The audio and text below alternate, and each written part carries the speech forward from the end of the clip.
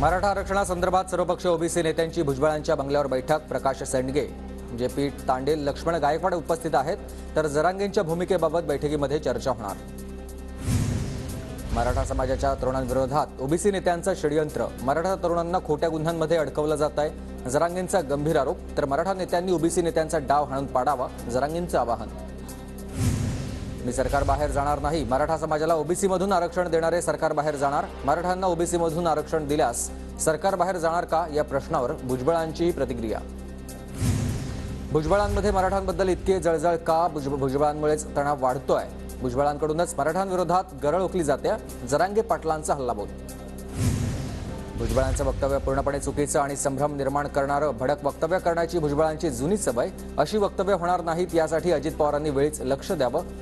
शंभूराज देसाई यांची प्रतिक्रिया. मराठा समाजाला वेगळं आरक्षण देण्याची सर्वपक्षीयांची भूमिका. आरक्षण देताना ओबीसींचं आरक्षण कमी होऊ देणार नाही. भुजबळांच्या भूमिकेला चंद्रशेखर बावनकुळे यांचा दुजोरा.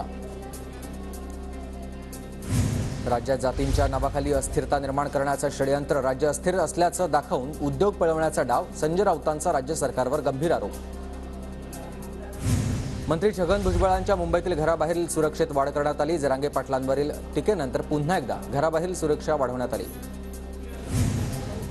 भुजबळांनी ओबीसी नेते म्हणून भूमिका मांडली. मुख्यमंत्री आणि उपमुख्यमंत्र्यांनी त्यावर चर्चा करतील. मुश्रीफांचं हे वक्तव्य. मराठा आरक्षणाला विरोध नाही, पण आमचं आरक्षण देणार नाही. मंत्री छगन भुजबळांच्या भूमिकेला राष्ट्रीय ओबीसी महासंघाच्या बबनराव तायवाडेंचा पाठिंबा. जरांगेंच्या ओबीसीतून आरक्षण देण्याच्या मागणीला आमचा विरोध. महाराष्ट्रामध्ये जर रस्त्यावर उतरावं लागलं तर रस्त्यावर देखील उतरून ओबीसी नेते. प्रकाश शेंडगेंचा हा इशारा आहे.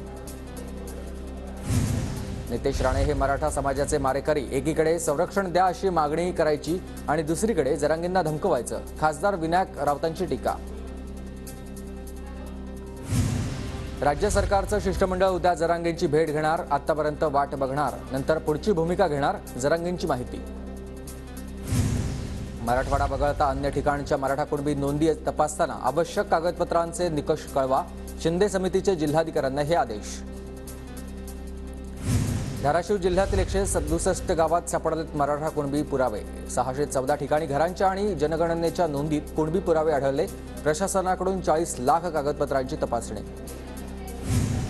पुणे जिल्ह्यातील कुणबी नोंदी तपासण्याचं काम युद्धपातळीवर करा. जिल्हाधिकारी राजेश देशमुखांचे प्रशासनाला आदेश.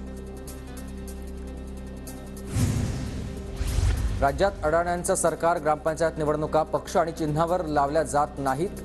पक्ष चिन्हावर लढवल्या जाणाऱ्या निवडणुका घ्या. राऊतांचं सरकारला आव्हान. तर सरकार शिवसेनेला घाबरत असल्याचीही टीका. जम्मू काश्मीरच्या कुपवाड्यात शिवरायांच्या अश्वारूढ पुतळ्याचं मुख्यमंत्री शिंदेंच्या हस्ते अनावरण. मुनगंटीवार आणि लष्करी अधिकाऱ्यांची प्रमुख उपस्थिती. तळागाळातील लोकांपर्यंत पोहोचण्यासाठी भाजपचा नमो 11 सूत्री कार्यक्रम. राज्यातील प्रत्येक जिल्ह्यात कार्यक्रम राबवणार. कामगार प्रवर्गाची मतं मिळवण्यासाठी भाजपचा नवा फंडा. अमित ठाकरे आज आणि उद्या पुणे दौऱ्यावर. लोकसभेसह पालिका निवडणुकीसाठी मनसेची तयारी. प्रभागनिहाय आढावा बैठक घेणार. सेवाशक्ती संघर्ष एसटी कर्मचारी संघाचं आजपासून बेमुदत उपोषण. आझाद मैदानावर आंदोलन. एसटी सेवा विस्कळीत होण्याची शक्यता. शिवसेना आमदार सदा सरवणकर यांची सिद्धिविनायक मंदिर न्यास अध्यक्षपदी निवड. यापूर्वी ठाकरेगडाचे नेते आदेश बांदेकर सिद्धिविनायक मंदिर न्यास समितीचे अध्यक्ष होते. नाशिकमधील कंपनीत ललित पाटीलच्या भावाकडून 200 किलो ड्रग्ज उत्पादन. शिवाजी शिंदे या आरोपीकडून पोलिसांना माहिती. ललित पाटीलसह इतर 2 आरोपींची आज पोलीस कोठडी संपणार. पुणे पोलीस आज आरोपींना कोर्टात हजर करणार. अनेक दहशतवाद्यांचा पुण्यात साखळी बॉम्बस्फोट घडवण्याचा कट होता. दहशतवाद्यांना सिरियामधून सूचना मिळत होत्या. पुणे ISIS मॉड्यूल प्रकरणामध्ये धक्कादायक माहिती उघड. युट्यूबर एल्विश यादव प्रकरणी चौकशी करणाऱ्या पोलीस अधिकारी चौधरी यांची बदली. संबंधित प्रकरणाचा तपास आता नोएडा सेक्टर 20च्या पोलीस ठाण्याकडे देण्यात आला आहे.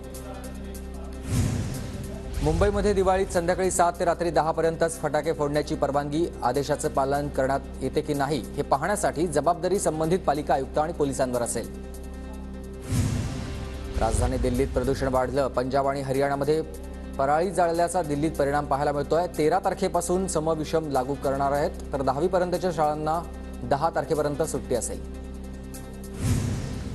पुण्यात आजपासून रामदास तडस गटाची महाराष्ट्र केसरी कुस्ती स्पर्धा. आजपासून 10 नोव्हेंबरपर्यंत कुस्ती स्पर्धा रंगणार.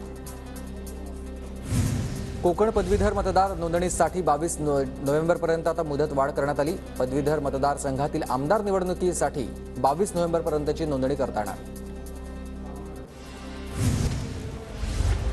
पुण्याच्या बारामती तालुक्यातील सायंबाची वाडी गावात ग्रामपंचायत निवडणुकीनंतर 2 गटात वाद. खासगी गाड्यांच्या काचा फोडून नुकसान. 80 ते 90 जणांवर गुन्हे दाखल. पुण्यातील धानोरी कलवडमध्ये पुन्हा कोयते घेऊन दहशत माजवण्याचा प्रयत्न. हातात कोयते घेऊन 10 ते 20 गाड्यांची तोडफोड. घटना सीसीटीव्हीत कैद. पुण्यातील इंदापूरच्या काझाड गावात ग्रामपंचायत निवडणुकीमध्ये पराभूत झाल्यानं हवेत गोळीबार. वालचंद नगर पोलिसात गुन्हा दाखल. दिवाळीच्या तोंडावर कोल्हापूर शहराचा पाणी पुरवठा विस्कळीत. सामाजिक कार्यकर्ते विजय देसाईंचं जल अभियंत्यांच्या घरासमोर अभ्यंगस्नान पाहायला मिळत आहे. पुण्याच्या हिंजवडी आणि शिवाजीनगर मेट्रो लाईन 3चं काम युद्धपातळीवर सुरू. डिसेंबर 2024 पर्यंत काम पूर्ण होईल, पीएमआरडीएचा हा दावा आहे. बीडच्या अंबेजोगाईत रस्ता विस्तारीकरणासाठी तोडणाऱ्या झाडांचं पुनरोपण करा. वृक्षप्रेमींची झाडावर चढून मागणी.